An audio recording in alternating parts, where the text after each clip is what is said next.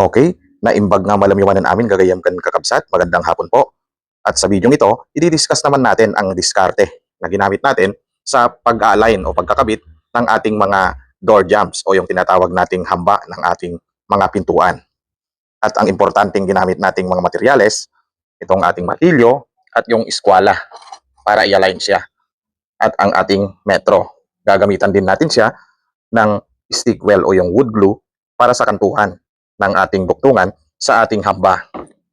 At higit sa lahat, gagamitan natin siya ng wood chemicals para sa mga insekto para ma-prevent yung mga pag-atake ng mga anay at iba pang mga insekto para sa ating kahoy. Yan po siya. Pakita natin yung ating hamba. Yan, inalign na natin siya. Yan, naka-align po siya.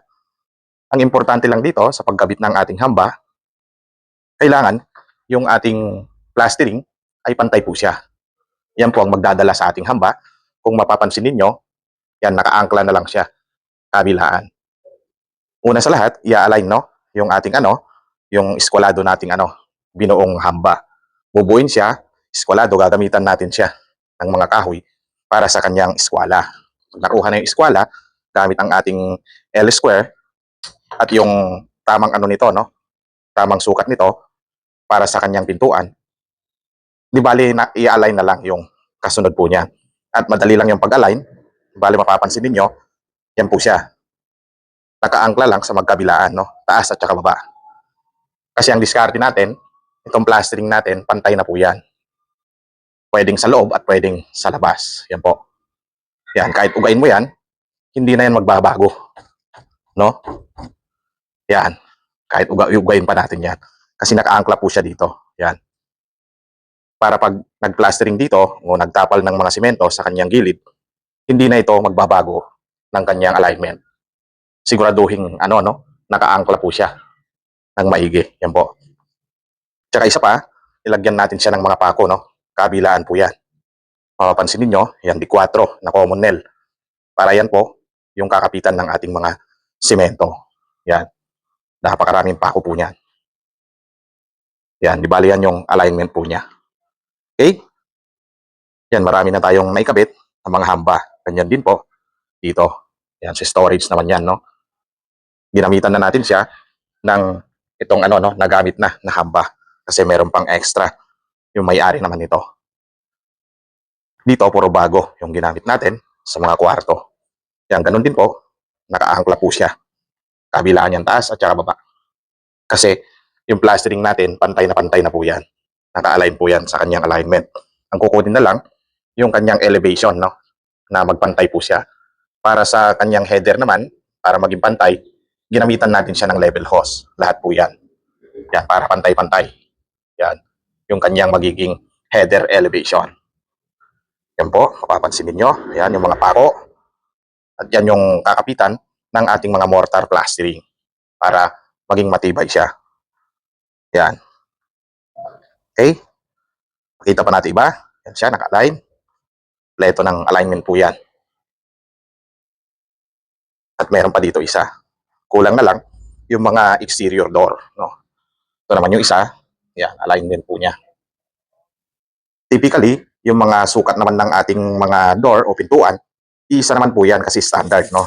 May tinatawag tayong standard na sukat ng ating ng ating pintuan. Lalo na itong kanyang lapad, no?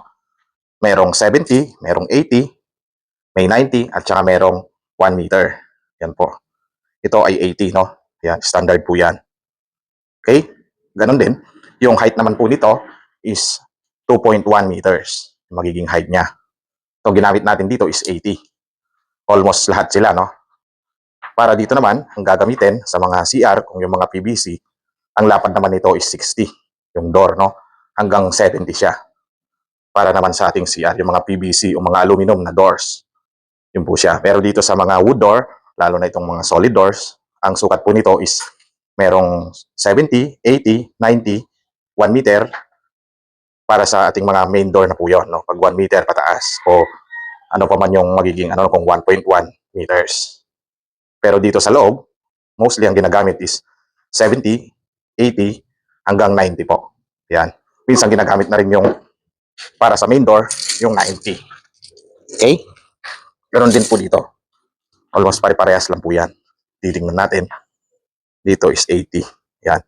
Sa loob po, no? Yung 80 nito. Kasi nandito yung kanyang pinaka gulis, no? O itong harang ng kanyang pinakapinto. Diyan kukuha ng sukat. At dito rin sa loob. Yan. Almost 80 po siya. Tsaka kung mayroon mang konting discrepancy, pwede naman siyang mag-adjust later on. Pag kinabit na yung mga pinto, pwede naman siyang konting katingan. Okay? Yan siya. Yan, almost na-i-align na natin siya. Bukas, papahiran na lang to ng mga sulignum at saka yung mga chemicals, no, para sa mga prevention ng wood insect o yung mga insekto na atake para sa ating kahoy para hindi siya madaling bukbukin. Okay? At yung ginamit naman nating size ng ating door jamb o yung ating hamba para sa ating mga rooms, yan po siya, no? 2x6 po ito. Yan, di size siya. Kasi yan yung pantay ng ating itong plastering, no? Yung plastering natin, umabot siya ng di size o 150 mm siya. Ang importanteng siguraduhin lang is pantay na pantay itong ating mga plastering kasi diyan po kakapit, no, yung ating guide para sa ating door jamb, yung kanyang angkla, no, o anchor para hindi siya gumalaw. At siguraduhin gumamit ng level hose para pantay-pantay din yung kanyang mga header naman. Okay? Yan yung pinaka-importante po sa lahat. At hanggang dito na lang muna para sa ating video ito. Magkita tayo sa susunod na video para sa mga iba pang detalye ng ating construction project. Hanggang sa muli!